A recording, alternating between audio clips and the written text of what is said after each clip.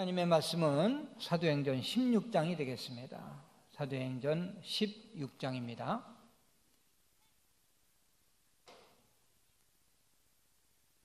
신약성경으로 215면이 되겠습니다. 신약성경으로 215면 22절부터 26절까지 제가 한 절, 여러분들이 한 절 교독하며 읽겠습니다. 22절 제가 읽죠. 무리가 일제히 일어나 고발하니 상관들이 옷을 찢어버리고 매로 치라 하여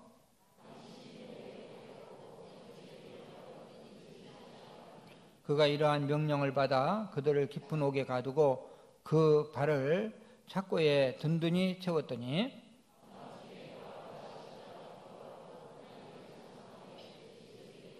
같이 이에 갑자기 큰 지진이 나서 옥터가 움직이고 문이 곧 다 열리며 모든 사람의 매인 것이 다 벗어진지라. 아멘. 할렐루야. 선부 예배 참석하신 여러분들 환영하고 또 주님의 이름으로 축복합니다. 이렇게 또 장마철 또 궂은 날씨에 오시느라고 수고들을 많이 하셨습니다.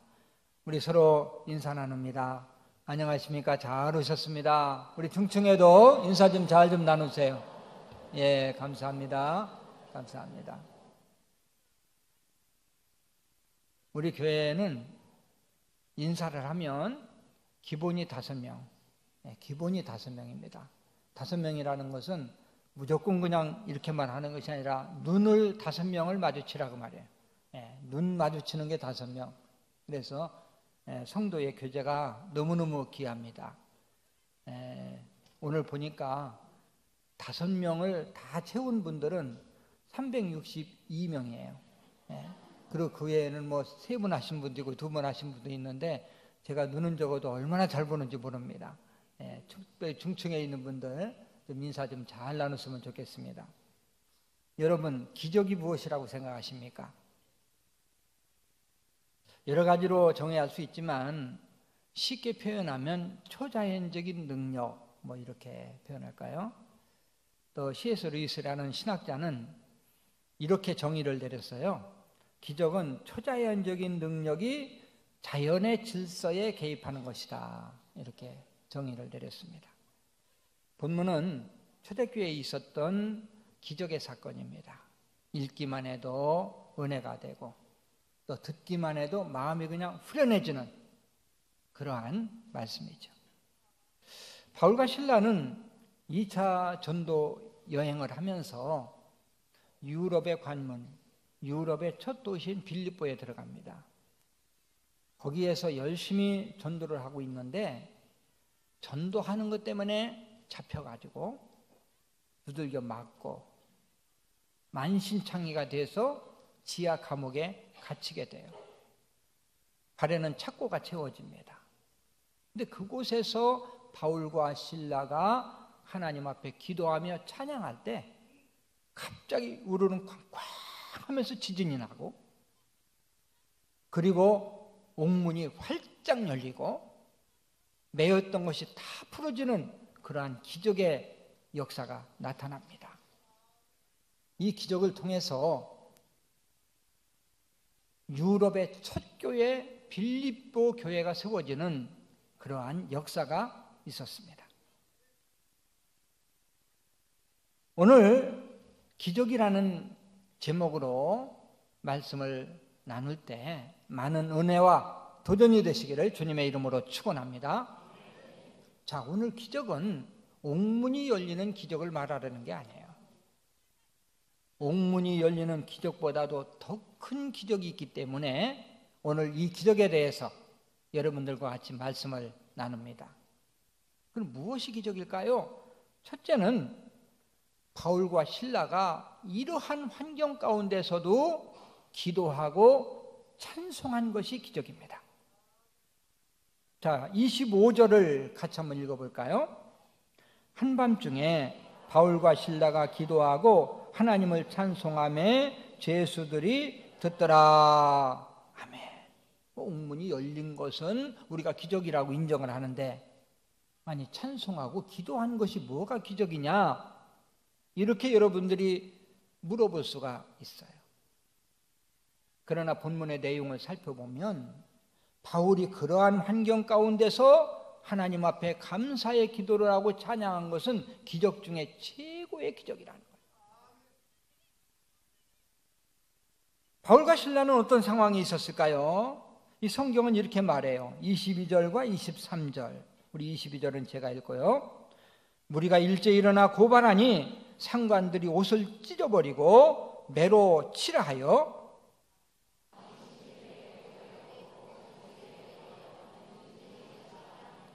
많이 친 후에, 어떻게 친 후에?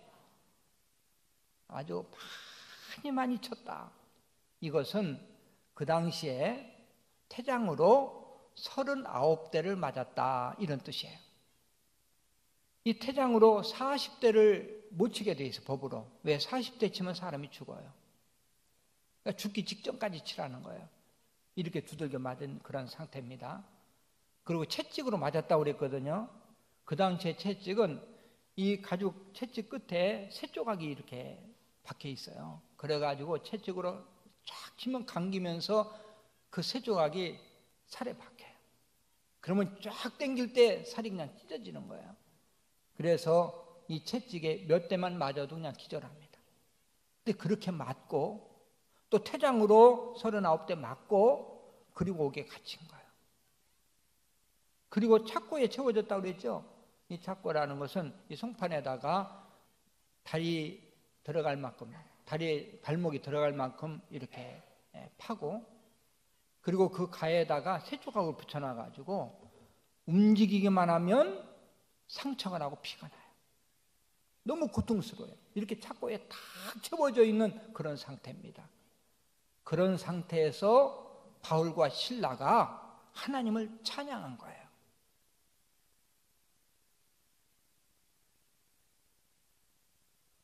그렇기 때문에 이 옥문이 활짝 열리는 그러한 기적보다도, 자, 이러한 환경 가운데서 하나님께 기도하고 찬양했다, 이것이 바로 기적이라는 거죠.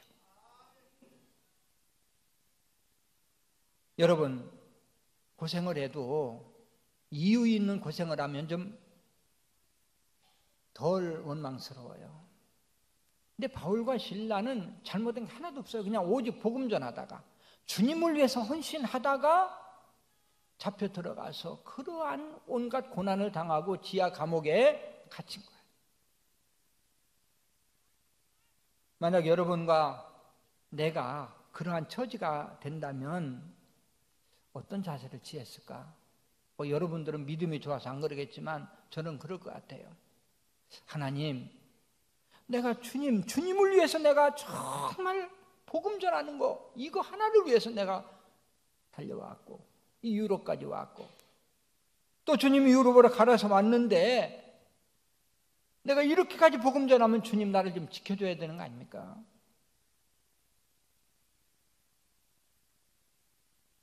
주님이 살아계신다면 어떻게 이런 일이 있을 수가 있겠습니까? 주님 도대체 어디 계시고 어떤 일을 지금 하고 계십니까? 원망하고 불평이 나왔을 것 같아요. 믿음이 조금이라도 더 있는 사람이라면 아마 이렇게 생각했죠. 자, 그 당시에 도와줄 사람 하나도 없어요. 감옥에, 지하 감옥에 갇혔다는 것은 아주 중죄인들, 나올 수 없는 사람들, 그곳에서 죽을 수밖에 없어요. 하나님, 우리가 나갈 수 있는 가망성은 없습니다. 그러나 우리에게는 천국이 있습니다. 더 이상 고통당하지 않게 빨리 우리의 영혼을 불러가소서. 아마 이런 기도를 했지 않는가. 근데 이런 상황 가운데서도 바울과 실라는 하나님께 기도하고 그리고 찬송했다는 거죠. 자, 16장 25절 같이 한번 읽어봅니다. 한밤중에 바울과 실라가 기도하고 하나님을 찬송하며 죄수들이 듣더라. 아멘. 기도하면서 하나님을 찬송했다. 찬양의 본질은 기쁨과 감사입니다. 우리 하나님 앞에 감사하면서 기쁨으로 하나님을 찬양한 거예요. 어떻게 이러한 환경 가운데서도 바울과 실라가 담대하게 기도하면서 찬양할 수 있었을까요? 먼저는 하나님의 도우심이 있었어요. 바울과 실라는 보지 못하고 느끼지 못했지만 우리 주님은 가까이 계셨어요.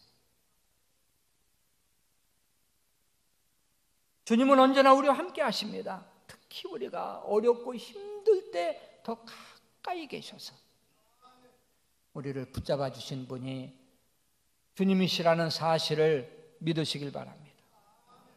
여러분, 자녀를 키울 때 자녀들이 건강하면 이 부모들이 관심을 가져도 그렇게 크게 갖지 않아요. 그냥 둬요.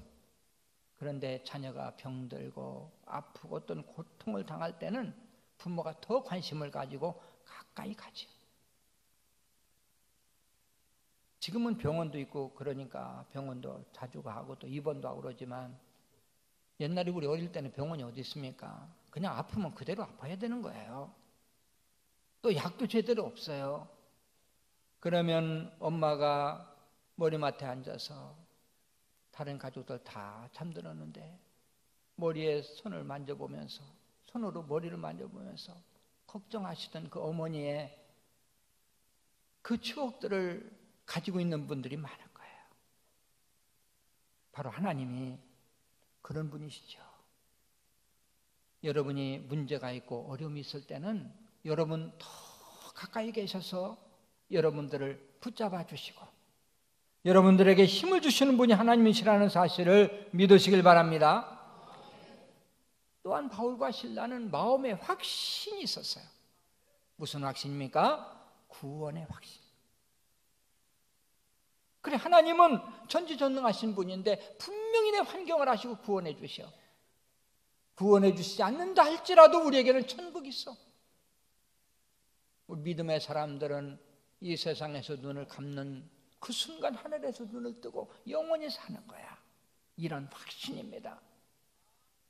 또 우리 하나님이 함께 하시고 살아계시고 인도해 주신다는 인도의 확신을 가지고 있었어요.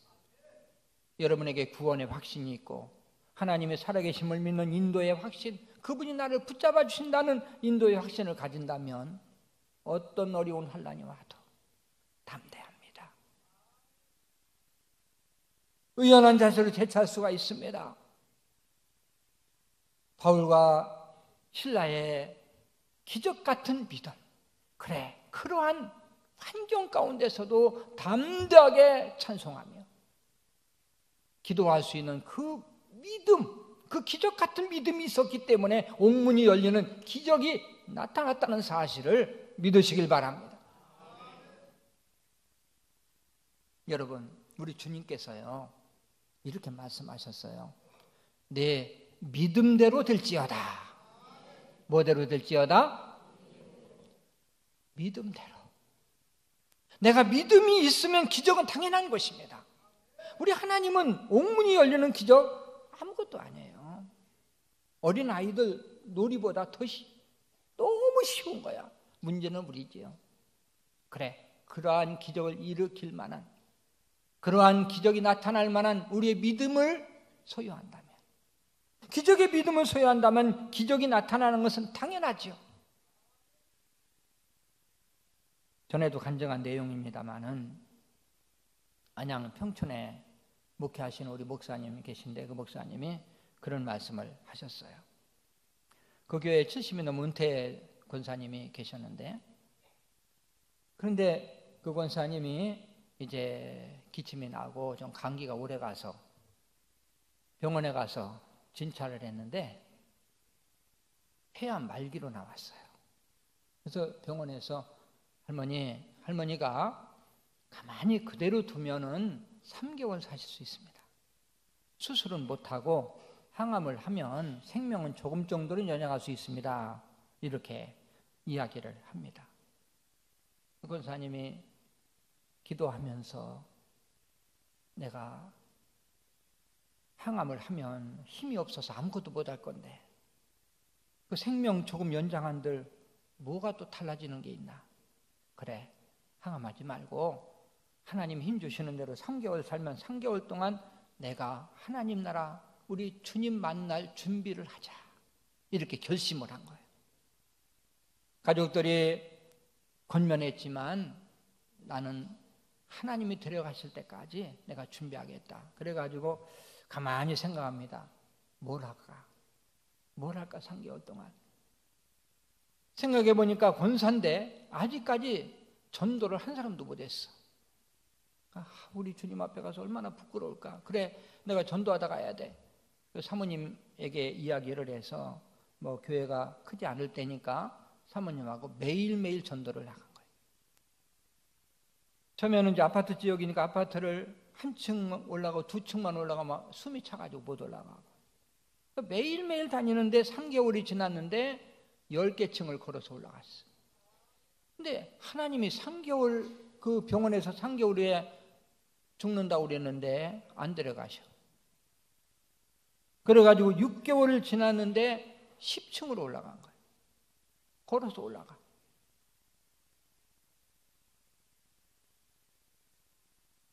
주위에서 자꾸 이제 병원에 가보라고, 진찰 한번 더 해보라고.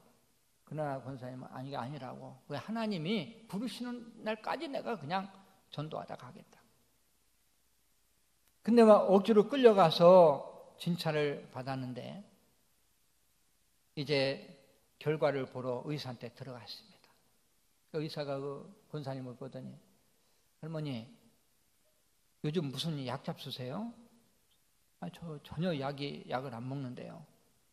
분명히 6개월 전에 내가 3개월밖에 못 산다고 진단을 내렸는데 그 엑스레이 상에 이렇게 보니까 할머니 이상하게 폐에 있던 암덩어리가 다 없어졌습니다. 할렐루야.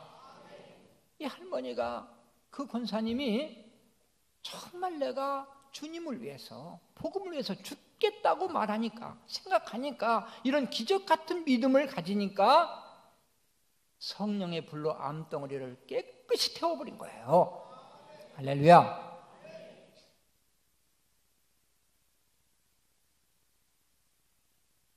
사실 암덩어리가 태워지는 그러한 기적보다도 이 권사님의 믿음이 기적이죠. 한 가지는 3개월밖에 못 산다고 진단을 받았는데도 전혀 흔들리지 않습니다. 믿음이 흔들리질 않아요. 또 하나는 담대하게 죽음을 받아들여요.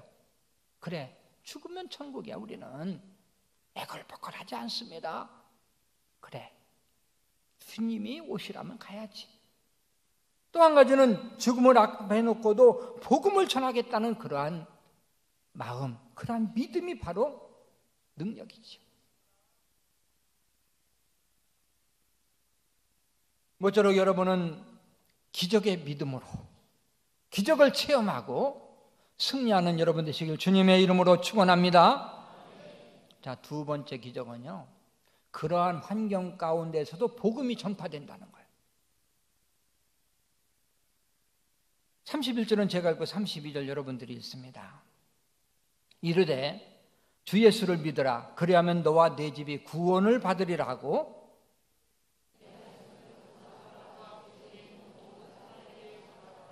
아멘. 우리가 평안할 때, 아주 모든 것이 잘 되고 평안할 때 다른 사람들의 전도하면 그 전도가 잘 안 먹혀 들어가요. 당신이 편하니까 그렇지, 당신 건강하니까 그렇지, 좀 살만하니까 그렇지, 당신도 내 처지가 돼봐, 잘 안 먹혀 들어가요. 그런데 우리가 어려움을 당할 때, 이 고통을 당함에도 불구하고 기적 같은 믿음을 소유할 때, 그때가 바로 복음이 증거될 때. 요즘은 전도도 많이 하고 설교도 많이 하잖아요. 설교도 뭐 그냥 TV 틀기만 하면 나오고, 또 라디오도 틀기만 하면 나오고, 뭐 또 새벽부터 설교, 얼마나 설교. 요즘 설교 인기가 다 떨어졌어요. 그래가지고 아주 듣기 싫은 잔소리를 하면 뭐라고 그러냐면, 또 설교 안 해. 너 나한테 설교하는 거냐? 그래. 설교가 이만큼 인기가 뚝 떨어졌다니까. 여러분 또 혹시 여러분 마음속에, 목사님 지금 또 나한테 설교하는 겁니까? 이러고 듣는 분이 있을지도 모르겠어요. 그러나 우리가 어떤 어려운, 극한 어려운 환경에 있을 때, 그때 의연한 자세로 믿음으로 나갈 때, 그것을 다른 사람이 볼 때, 그때가 바로 복음이 증거된다라는 거예요.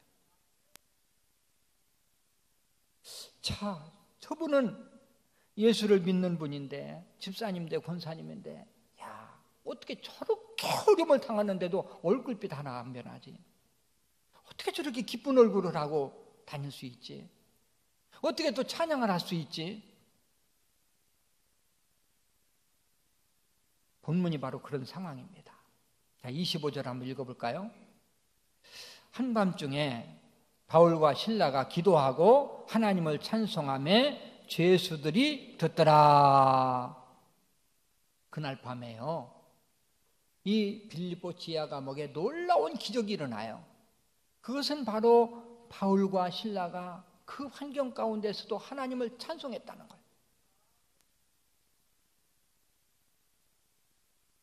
그런데 그 찬송을 다른 죄수들이 듣더라. 다른 죄수들이 뭐 하더라? 그 감옥에 있는 죄수들이 다 들었어요. 깜짝 놀랍니다.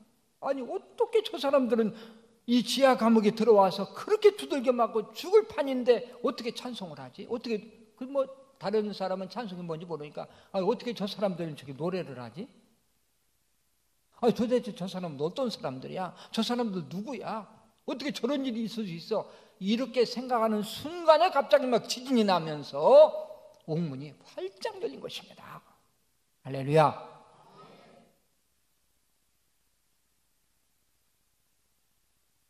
이 간수가요,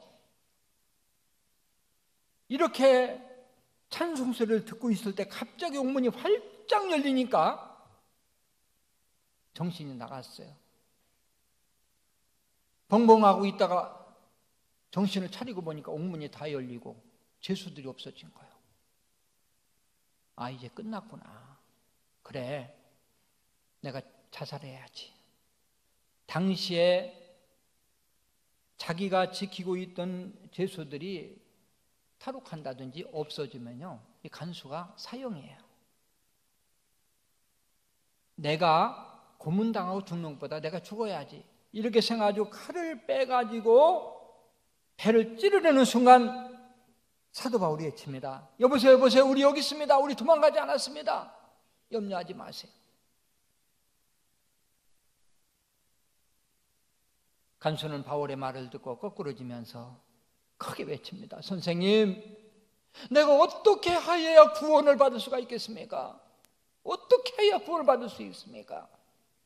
간수가 소리칠 때 바울과 실라가 놀라운 선포를 하죠. 그 선포가 바로 31절 32절 말씀. 어떻게 선포하는가 봅니다. 31절 제가 읽죠.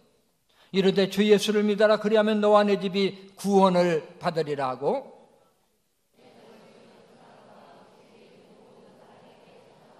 아멘. 주 예수를 믿어라. 그리하면 너와 내 집이 구원을 받는다. 너도 구원받고 내 집도 구원받는다. 간수가 이 말을 듣고 바울을 데려다가 자기 집에 데려다가 다친 곳을 다 치료해주고 씻겨주고, 그리고 말씀을 듣고 온 가족이 세례를 받고, 그것이 바로 유럽 첫 교회 빌립보 교회가 세워지는 역사가 되었던 것입니다. 할렐루야. 사실 이 기적은요, 간수가 그냥 어찌할꼬 내가 무엇을 하여 구원을 얻을까, 그냥 그게 된 게 아닙니다. 역사는 간수도 찬송 소리를 들었어요. 지하가 감옥에 가면 거기는 비명만이 막 너무 고통스러워서 아주 고통소리, 원망소리, 불평소리, 그것만 있는 그곳에 그렇게 노래하는 사람은 처음 봤어. 기쁨으로 찬송하는 사람 처음 봤어. 저 사람이 누구지? 저 사람이 전하는 것이 무엇을 전하지? 저 사람이 말하는 구원이 도대체 뭐지? 이렇게 생각하고 있을 때 지진이 났고 열렸고, 근데 더 놀라운 것은 바울과 실라가 도망가지 않은 거예요. 거기 그대로 있는 거예요. 그래, 저 사람들이 믿는 신이라면 내가 믿을 수 있어. 저 사람들이 외치는 구원이 과연 무엇일까? 그래서 내가 어찌하여야 구원을 받을 수가 있겠습니까? 바울이 주 예수를 믿어. 그러면 너도 구원받고 내 가족도 구원받을 수 있어.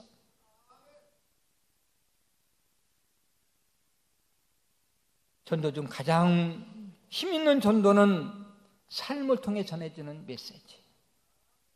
여러분, 아무리 설교를 잘해도 삶이 뒷받침되지 않으면 소리나는 구리와 울리는 꽹과리가 되고, 아무리 전도를 많이 해도 삶에 뒷받침이 없는 전도는 허공을 치는 거나 똑같습니다.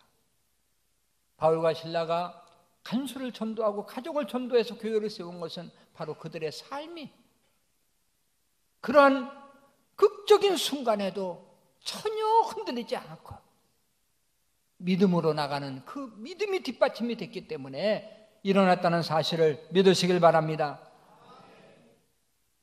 바울과 실라처럼 최고의 고난 가운데 최고의 감사와 찬양은 최고의 기적을 일으킬 수 있다는 메시지가 오늘 본문에 담겨 있어요. 어느 일본 목사님의 아내가 이 죽기 전에 일기를 썼는데 그 일기가 이제 책으로 나와서 우리나라로 번역은 안 됐다고 합니다만은 그 너무 내용이 감동적이라서 베스트셀러가 됐고 이것을 통해서 많은 일본인들 가슴속에 믿음이 무엇이고 또 그리스도의 능력이 무엇인지를 깊이 심어줬다는 그러한 이야기를 들었습니다. 이 목사님의 사모님은 44살의 젊은 나이에 이제 세상을 떠난 거예요. 44살. 근데 몸이 좀 약했습니다. 병원에 가서 이제 목사님하고 같이 가서 진찰을 했는데 그 의사가 사모님에게 말하자고 이제 목사님에게 말을 해준 거죠. 부인께서 악성 폐암이기 때문에 전혀 손댈 수도 없고 앞으로 2주밖에는 못 삽니다. 2주밖에는 못 삽니다. 목사님이 생각하다가 말해야 되나 안 해야 되나 그래도 2주간 그래도 삶을 정리하고 만날 준비를 해야지. 그래서 사모님께 얘기를 한 거예요. 여보, 당신이 그 아픈 것은 지금 악성 폐암인데 2주밖에는 살지 못한다고 진단이 나왔어. 이야기를 안 했으면 좋겠는데 그래도 당신이 준비를 해야 되니까 어쩔 수 없이 당신한테 얘기를 했어요. 사모님은 이 말을 듣고 놀라지도 않고 겁내지도 않고 그래요. 하나님이 뜻이라면 따라야지요. 당신이 나한테 노트 2권만 사다 주세요. 노트 2권을 사다 줬습니다. 그리고 그날부터 일기를 쓰기 시작한 거예요. 근데 20일 산다고 그랬는데 이제 44일을 살면서 일기를 썼고 그 일기가 이제 책으로 나온 거죠.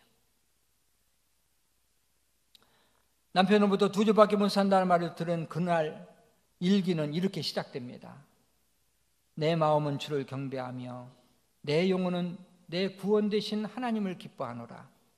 오늘 6월 28일 나는 분명히 적어놓겠다. 오늘은 내 길지 않은 인생에 있어서 획기적인 날이 되었다. 나의 생애는 오늘로부터 시작된다. 이제부터가 진정한 삶이다. 이렇게 썼고요. 한 달 후인 7월 30일 또 이런 일기를 씁니다. 사모님 이제 기력이 다해서 교회도 갈 수도 없고 또 움직일 수도 없어요. 교회를 생각하고 예배드리는 성도들을 생각하면서 이런 시를 썼습니다. 내 신음이여 내 찬미의 노래가 되어라. 내 괴로운 숨결이여 내 신앙의 고백이 되어라. 내 눈물이여 내 노래가 되어라. 주님을 찬양하는 내 노래가 되어라.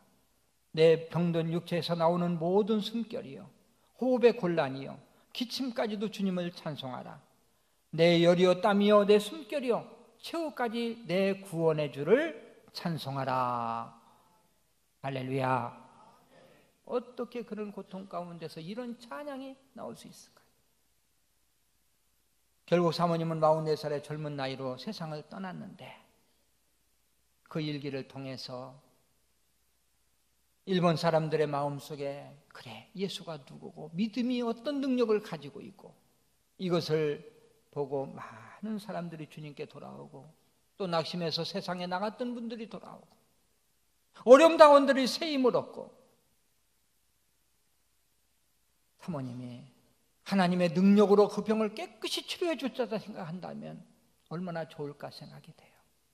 그러나 치료하는 그 기적보다도 그러한 극적인 순간에도 흔들리지 아니하고 믿음으로 우리 주님을 붙잡고 나간 그 사모님의 믿음이야말로 기적 중에서 최고의 기적이라는 사실을 믿으시길 바랍니다. 이제 말씀을 마무리하지요. 많은 사람들이 기적 체험하기를 원해요. 병든 사람은 치료의 기적을 체험하기를 원하고 또 어려운 환경 가운데 있는 사람은 기적을 통해서 그 환경을 벗어나기를 원하고 또 기적을 통해서 자녀들이 잘 되기를 원하고 그러나 진정한 기적이 무엇인지 알아야 돼요. 두 가지를 말씀드렸습니다. 위기의 순간 절망의 자리에서도 찬양하고 감사하는 믿음. 어떠한 환경이 와도 하나님께 기도하고 감사하고 찬양할 수 있는 그 믿음이 바로 기적이고 또 하나는 위기의 순간 절망의 자리에서도 복음이 전파되는 것이 바로 기적이라는 것입니다. 빌립보의 기적은 오늘날도 우리의 삶 가운데 얼마든지 일어나고 있어요. 저는 목회를 하면서 우리 성도님들을 바라보면서 얼마나 감사한 일들이 많은지 몰라요. 오랫동안 같이 이렇게 믿음으로 교회를 섬기다 보니까 가정마다 그래 저 가정은 어떤 일이 있었고 지금 어떤 일이 있고 대개는 알지요.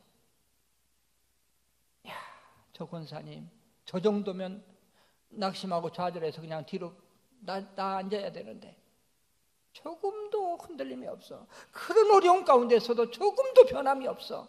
그대로 봉사하고 그대로 예배 참석하고 그대로 전도하고 그래 저 집사님 저 정도면 하나님을 원망하고 교회를 원망하고 교회를 떠나야 되는데 아닙니다. 변함이 없어요. 어제나 오늘이나 똑같은 믿음을 가지고 우리 하나님을 사랑하고 찬양하고 봉사하고 전도하고 이런 분들의 믿음이 바로 기적이라는 거예요. 겉으로 나타나는 기적은 이러한 믿음이 있기 때문에 그 믿음을 통해서 겉으로 나타나는 것이 바로 기적이에요. 오늘 참석한 여러분 중에도 어려운 고난 가운데 있는 분들이 있을 거예요. 도저히 내 힘으로는 안 돼. 앞이 캄캄해. 그러나 여전히 우리 주님은 살아계십니다. 여러분과 함께 하십니다. 여러분들이 믿음을 잃지 아니하고 하나님을 붙잡는다면 변함없이 하나님을 섬긴다면 기적은 분명히 나타나게 돼 있습니다. 아니 나타나지 않는다 할지라도 우리는 의연하게 대처하면서 믿음으로 나가야 됩니다. 옥문이 활짝 열리는 빌립보의 기적은 오늘날도 살아계신 하나님이 똑같은 기적으로 나타날 수가 있어요. 모쪼록 여러분은 어떠한 어려움 가운데서도 기적의 믿음을 가지고 기적을 통해서 기적을 체험하고 승리하고 복받는 은혜가 있으시기를 주님의 이름으로 축원합니다.